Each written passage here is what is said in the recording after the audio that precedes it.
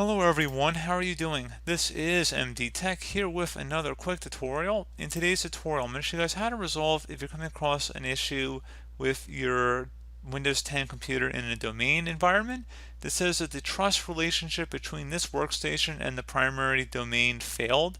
So this should hopefully be a pretty straightforward process here, guys, and without further ado, let's go ahead and jump right into it.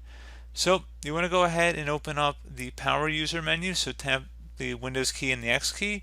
If you're able to boot into Windows on a different account, you can just type in PowerShell here and right click on it, select Run as Administrator, select Yes, and I'm going to have the commands in the description of the video here, guys, so just copy the first one if you're able to get into Windows and then paste it into the top bar of the command prompt window, right click on it, select Edit, and then select Paste.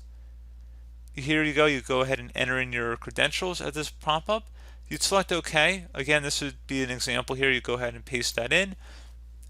So you would paste that first command, fill out the credentials, and then once that was done, then you would fill out the second command that I have in the description of the video. So this is just an example here. So once that first thing was done successfully, you type in the second command, hit enter, and then type back in the credentials. And then once you're done with that, select OK. You close out of here, restart your computer, and then hopefully I would have been able to resolve your problem.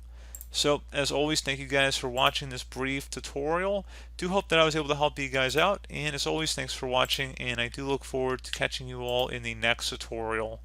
Goodbye.